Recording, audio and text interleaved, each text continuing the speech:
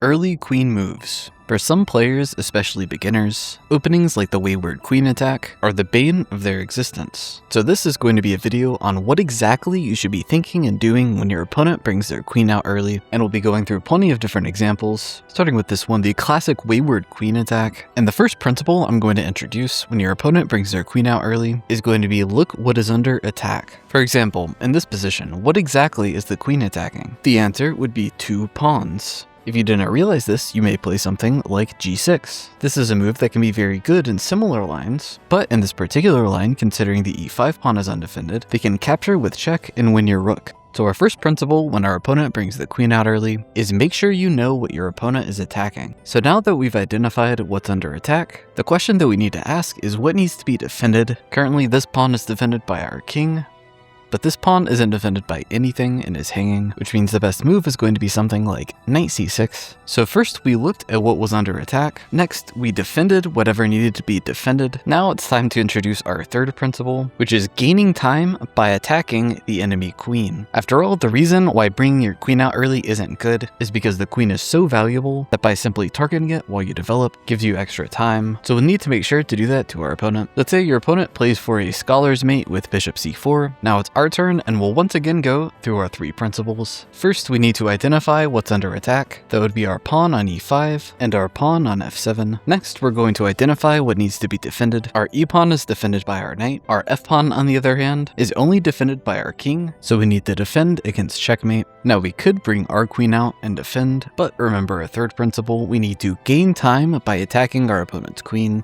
And the only way I see to do that while defending f7 is with g6, preparing to fianchetto. Moving on to another example, let's say they play e4, we play e5, they play the bishop's opening with bishop c4, and we play symmetrically the boy variation, and our opponent plays queen h5. And if I go into my filters here and remove everyone but the beginners, white already has a 62% win rate here, mostly from people playing g6 and hanging this. So what should we play here? Well, let's go back to our principles.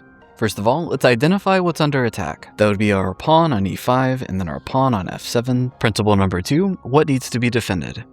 Well, both squares. After all, our pawn on e5 is undefended, and our opponent is threatening mate on f7, so we need to play moves that defend both e5 and f7. With that in mind, it should be very obvious. We should play queen e7 or queen f6, but remember our third principle, we want to attack the enemy queen and gain time. And if we play queen to f6, that's taking away the f6 square from our knight where we could develop with tempo. So the move is obvious, queen e7. Let's go through a couple more common examples. Say you play the Sicilian Defense c5 and your opponent plays bishop to c4, the Bowdler Attack. You play d6 and your opponent plays queen to h5, bringing out their queen early for an attack. What should we play in a position like this? First, we need to identify what's under attack. Next, we need to identify what needs to be defended, which is only the f7 square. And then third, we should check and see if there's a way we can defend this and gain time on our opponent's queen, and there certainly is g6, getting ready to fianchetto.